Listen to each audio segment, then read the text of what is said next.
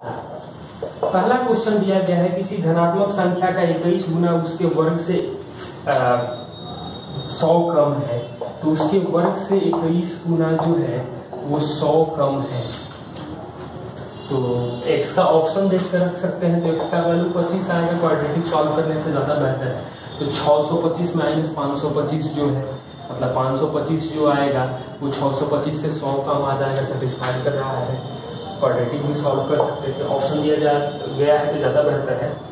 1.2 और 1.5 को किस प्रकार काटा जाता है कि कोई हिस्सा न बचे, तो अधिकतम लंबाई मतलब HCF निकालेंगे तो ये आ जाएगा 0.3 मीटर। क्वेश्चन नंबर 3, एक जनरल 36,562 सैनिकों को वर्गाकार समूह में खड़ा करना चाहता है और बचे हुए सैनिक की संख्या क्या होगी। और ऑप्शन दिया गया है 36, 65, 81 और 97। तो 36 घटाएंगे तो लास्ट में 26 मिलेगा, 65 घटाएंगे तो लास्ट में 97 मिलेगा, 81 घटाएंगे तो 481 लास्ट में मिलेगा, और 97 घटाएंगे तो 65 किसी का स्क्वायर नहीं होता है, 97 किसी का स्क्वायर नहीं होता है, 26 नहीं होता है, 81 होता है। तो एक ही ऑप्शन है। अदरवाइज आप लोग वर्गमूल का वीडियो देख सकते हैं, वहां पर मैं डिटेल्स में बताया हूँ। इस तरह के कई क्वेश्चन और हैं। क्वेश्चन नंबर 4, 7, 5, 6, 8, 9, 6 में क्या जोड़ा जाए कि 11 से विभाज्य हो जाए। तो 96, 68, 164, 164 और 75, मतलब 239। 239 में हम लोग 3 जोड़ देंगे तो 242 आएगा, जो 11 से कटेगा। मैं ये 11 के विभाजिता के लिए आप लोग अल्टरनेट ऐसे करते हैं। मैं एक चीज और बता दे रहा हूँ कि 11 के विभाजिता के लिए आप राइट साइड से 2-2 अंकों का ग्रुप भी जोड़ दीजिए। जब ये कट रहा है तो ये मतलब पूरी संख्या कटेगी। तो 239 आ रहा है, तो क्या जोड़ दिया जाए कि मतलब 11 से कट जाए। तो 239 में 3 जोड़ देते तो 242 हो जाएगा, जो कटेगा। ऐसे भी चेक कर सकते हैं जोड़कर। क्वेश्चन नंबर 5, एक लड़का 1/4 और 1/5 के योग को 1 में से घटाया। तो 1/4 और 1/5 करेंगे तो 9/20 मतलब 0.45। 1 में से घटाएगा 0.45 तो 0.55 मिलेगा, लेकिन कह रहा है कि वो 0.45 उत्तर देता है। तो 0.45 उत्तर देता है, तो कितना गलती हो रहा है, मतलब 10 हटा दें तो 10/55 गुणे 100%, यानी कि 200/11% की गलती हो रही है।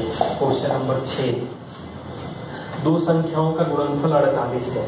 इसमें एक तिपहिया साइकिल के, तो ऑप्शन जो दिया गया है 2 संख्याओं का गुणनफल मतलब XY गुणा करने पर 48 है, और ऑप्शन में 9, 10, 12 और 18 है। किसी से कोई मतलब 48 का कोई और फैक्टर नहीं होगा 12 के सिवाय, तो बाकी कोई ऑप्शन देखने की कोई जरूरत नहीं होगी। क्वेश्चन नंबर 7, नाथू और बचकू प्रत्येक के पास कुछ संतरे हैं। नाथू बचकू से कहता है कि तुम 10 दे दो तो तुम्हारे दुगने हो जाएंगे, और बचकू कहता है कि तुम मुझे 10 दे दो तो बराबर हो जाएंगे। और ऑप्शन दिया गया है 50, 20, 70, 50, 20, 50 और 50, 70। तो ये तो साफ है कि नाथू कह रहा है कि तुम मुझे 10 दे दो तो मैं दुगना हो जाऊंगा। तो ये 10 दे देगा तो ये 60 होगा, 10 होगा, दुगना नहीं है। ये 80 और 40 हो जाएगा, दुगना है।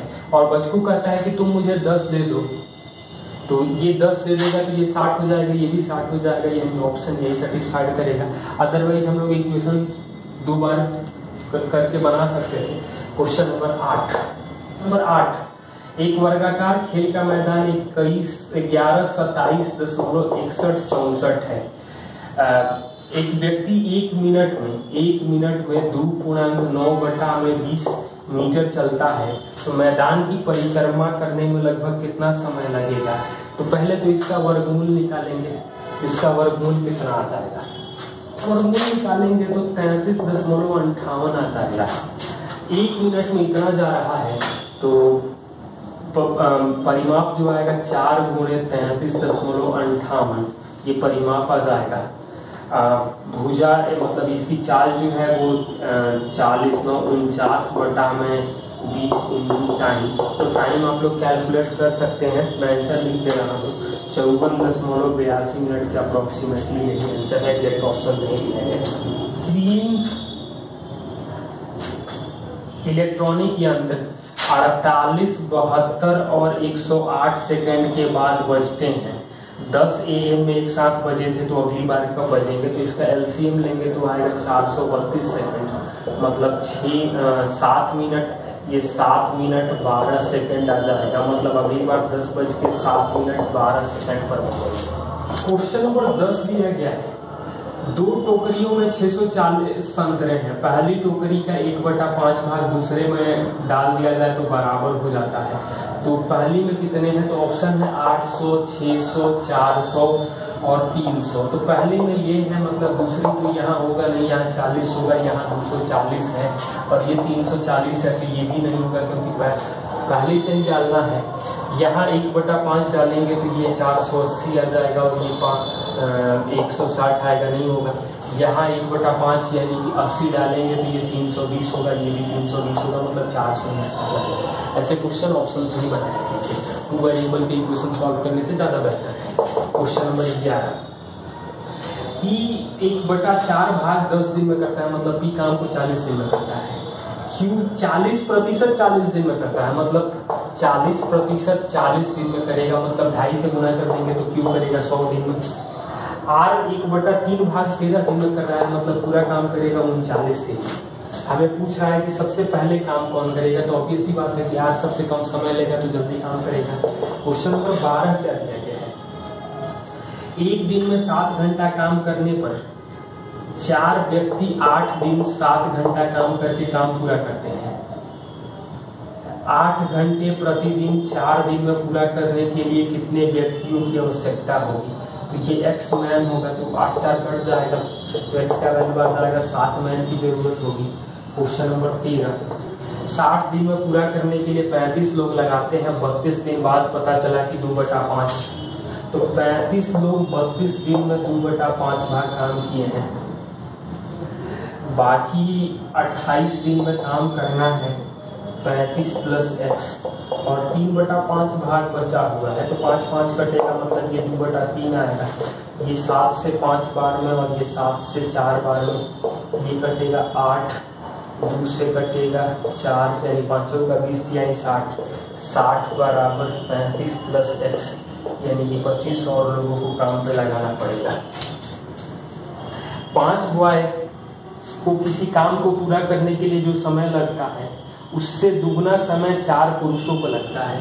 तो 5 बॉय का काम 4 पुरुष के उससे दुगना समय लगता है, यानी 8 मैन उसके बराबर काम करेंगे। तो बॉय मैन और बॉय की इफिशियंसी जो आ जाएगी वो 5 8 आ जाएगी। प्रत्येक मैन महिला से दुगना गति से काम करता है, यानी कि वुमेन हाई काम करेगी। ये देखना है तो 10 16 और 5 का भी रेशियो लिख सकते हैं, कोई प्रॉब्लम नहीं है। आगे कोई कंडीशन है, इस काम को पूरा करने के लिए 12 मैन 10 बॉय 8 वुमेन कितने दिन समय लेंगे? जब एक लड़का 20 दिन में करता है तो 20 × 16, 20 लड़के 16 मतलब इफिशियंसी, 12 × 10 यानी 120, 10 160, 8 40 जोड़ेंगे तो ये भी तो 320 आ रहा है, मतलब 1 दिन का समय लगेगा। क्वेश्चन नंबर 15, एबीसी को 750 रुपए ठेके पर काम पूरा करना है। एबीसी 8 दिन में काम करते हैं, एबीसी 8 दिन में काम करते हैं।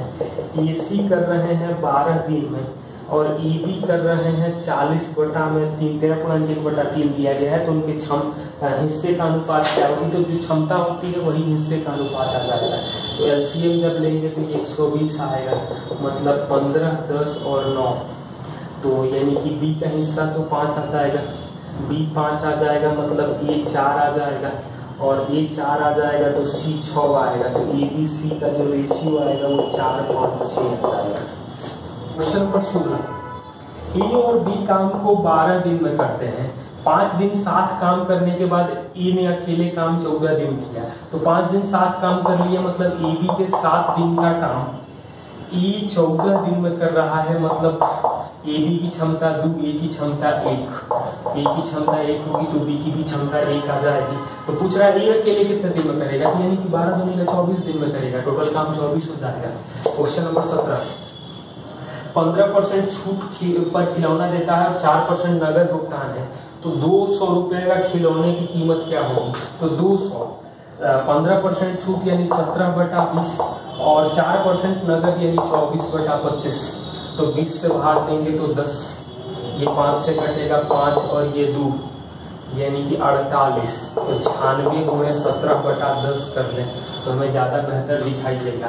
तो मतलब 1700 में से हम लोग 68 घटा दें तो 1632 बटा में 10 यानी 163.2 आ जाएगा। आप लोग गुणा कर सकते हैं, लेकिन मुझे ज्यादा बेहतर ये लगा कि 100 से गुणा करके और 68 घटा दिया जाए तो ज्यादा जल्दी रिजल्ट आ जाएगा। ये सब कैलकुलेशन में ध्यान देने वाली चीजें होती है।